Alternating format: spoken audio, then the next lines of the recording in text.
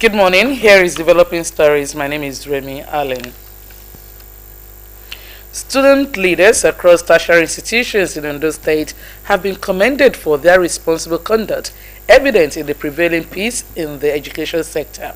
Governor Lucky Aiyedatiwa, during a meeting with student representatives in Akure, said no reports of unrest or violent agitation have been recorded within the student community in recent times, a development he credited to their discipline and constructive engagement.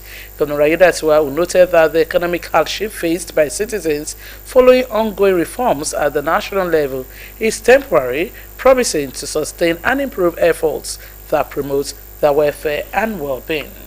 Government House correspondent Wahab Bankole has details of the visit.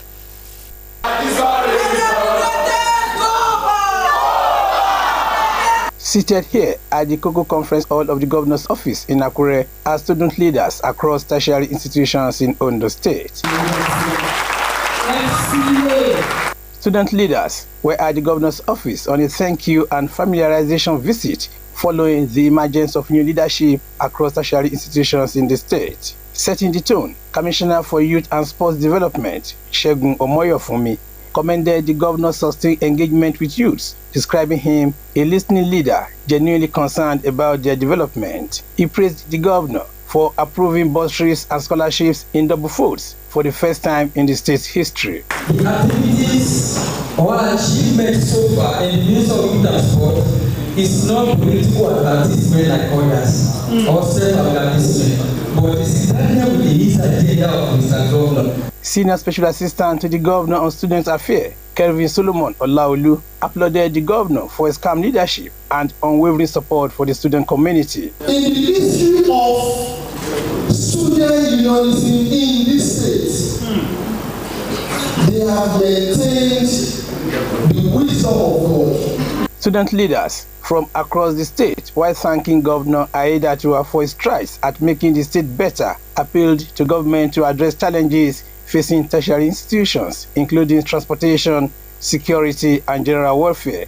You gave assurance that you are going to appoint our stakeholders into cabinet too, and stakeholders have been appointed. You are saying, big thank you, Mr. Governor. Where you supported our programs previously and consistently shows that you are interested in students and you got intellectual engagement. We are grateful for that, Mr. Governor. Superbank is not too small to give out scholarship to more than 20 to 40 Ondo students to do their masters. I'm pleading that the request of National Female Student Association of Nigeria Ondo State Chapter be granted. We beseech and implore the governors of our east to see the region beyond an extraction zone to a zone of innovation and investment. Governor Lucky Aiyedatiwa, who commended the student leaders for their responsible conduct, which is evident in the prevailing peace in the education sector, said economic hardship faced by citizens following the ongoing reforms at the national level is temporary. The governor promised to sustain and improve efforts that promote their welfare and well-being. Since I've been governor of this state, your cooperation has been wonderful. There have not been students unrest, as it were.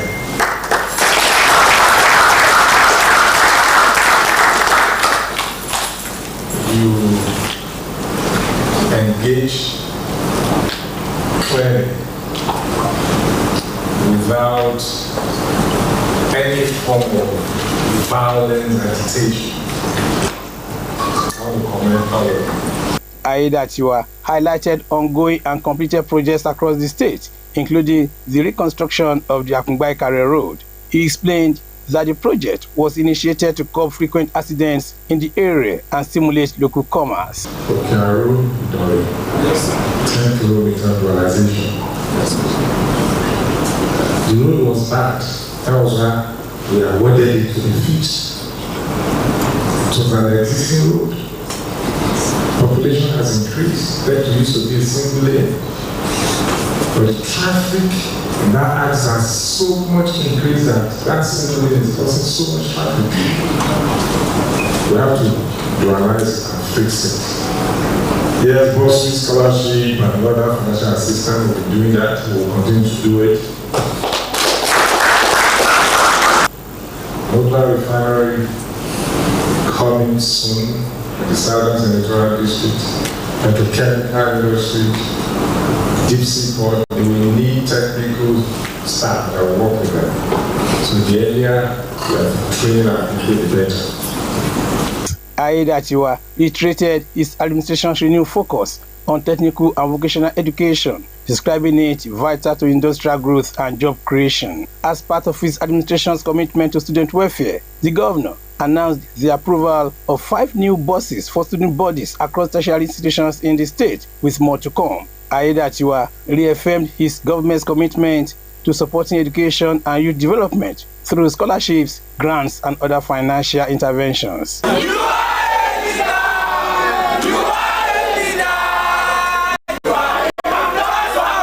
Wahab Bankole, Osrc News. Meanwhile, the federal government commenced the final phase of negotiations with the Academy of Universities and other tertiary education unions on the conditions of service for university lecturers, and also expressed optimism that the remaining issues with the unions would soon be resolved, noting that the group was finalizing a counter-offer to be presented to the unions through the Allied General United Federal Government Tertiary Institutions Negotiations Committee.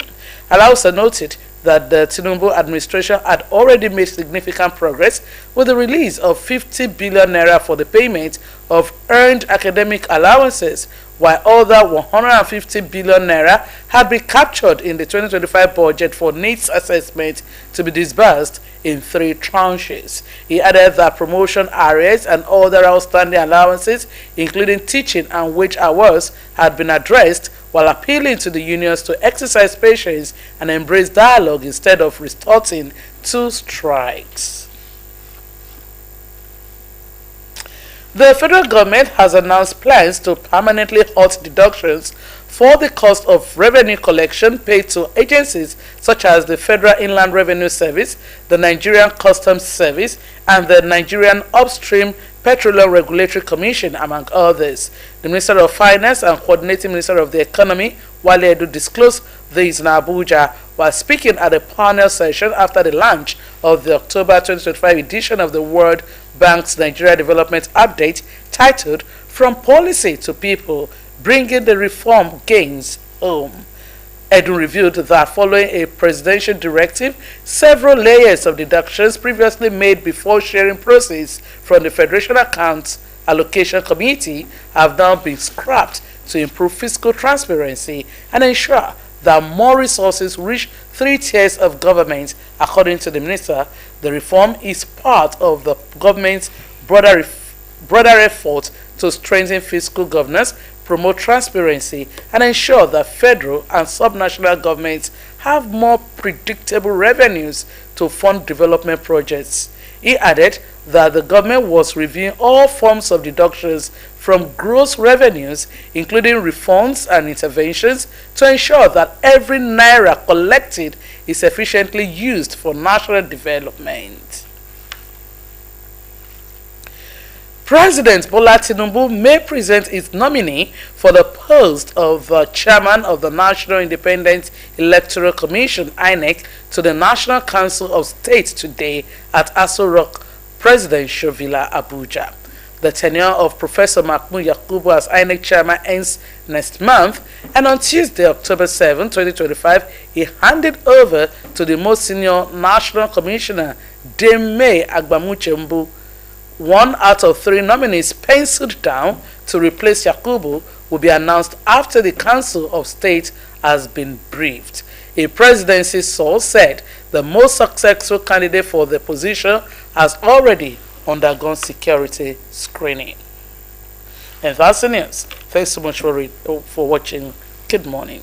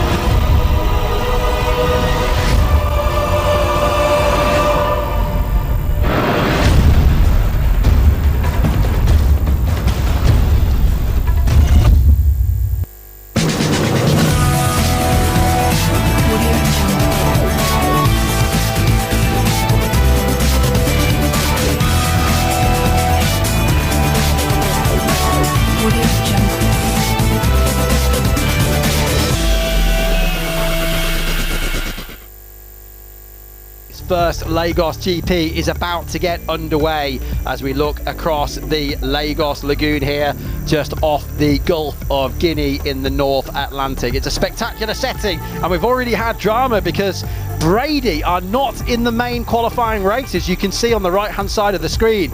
So the championship leaders have every chance, unfortunately for them, of losing the championship lead, because Rafa, who are second in the standings, are very well placed. When we get to the second qualifying race, points will be awarded for the first time. 3, 2 and 1 for first, second, third. Look how close it is at the top of the table after the first 5 rounds in Jeddah, Doha, Dubrovnik, Lago Maggiore in Italy and Monte Carlo. We've had a long break from the Monaco event. That was back in July. This is now Lagos here in the beginning of October. Miami will bring the curtain down in November. Here, though, is the drama for Tom Brady's team so far. Look at that. Sam Coleman running down the ramp.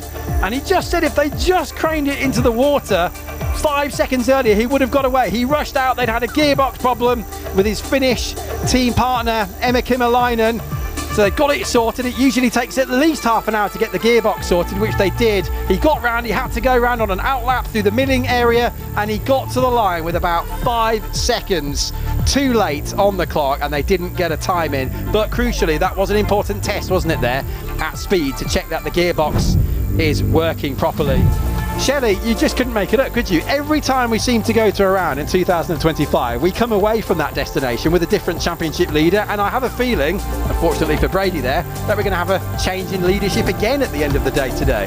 Yeah, I think that's going to happen probably in the next half an hour. So really, really exciting. Not great for the teams, but for us and the drama, I love it. Me too, bring it on. We don't want to wish misfortune on anybody, but all we want is the race to go down to the last corner and the championship to go down to the last race.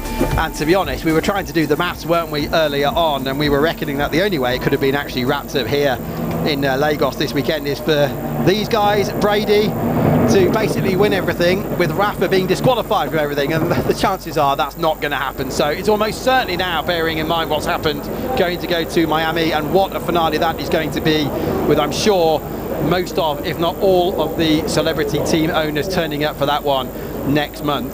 Fingers crossed though for Brady and everybody else. We had quite a lot of reliability problems, didn't we, in Monte Carlo last time out. Certainly the water here is a lot calmer than the harbour of Monaco, where you've got a lot of big ships and ferries and goodness knows what else, yachts of course, the super yachts coming and going. But what a great setting this is. First time we've been to the African continent. We've got Lagos Island just opposite where the Black Diamond Hotel is, on Victoria Island, which has very much become the HQ for the event this weekend. And we're in what is the Gulf of Guinea, just around the corner from here in the southern tip of the North Atlantic. It's just another new challenge for everybody, isn't it? And a relatively straightforward course, Shelley, as you said before when we looked at the track map, and it seems to be closing things up a bit, so we'll see what happens. Yeah, it's a really long sort of straight course with some lovely sweeping corners, so if you can keep that race bird up on the foils, gliding around the corners, not dropping the hull into the water, not losing any speed, we might even see a record lap with the race bird, or record speeds this weekend, which would be a great, really great to happen in Lagos. A lot of the pilots are complaining about the wind picking up. We're not seeing it on our screen, but more than one of them have come in and said it is picking up out there, but I can't say it's actually making it choppy. That water is beautifully calm. 24 kilometers per hour wind speed. Now what's going on here? Is this more drama? Because Alula should be in this race. The clock is counting down.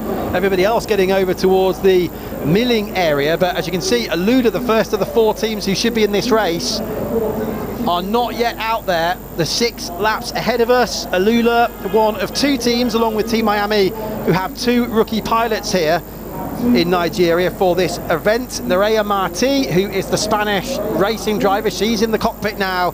And then later on, Andre Solvang, who is one of the real star performers, you've got to say, the F2 powerboat star, the 21-year-old. But this is a nightmare for Alula at the moment, Shelley. We've only got, I'm looking at the clock, 6 minutes now. They've been given a new race start time, so that's good news for Alula. Not great news for everybody else who's waiting out there, but it is good news for Alula. We've just had a message on our timing screen. The start's been delayed until 18 minutes past 5 local time. Incidentally, if you're watching in the UK, we're on exactly the same time zone, which of course is 1 hour ahead of Central Europe. It's 12 minutes past 5 in the evening now, but I just don't know what to expect next here. Every time we see a shot, somebody else has got a problem with their racebird, or the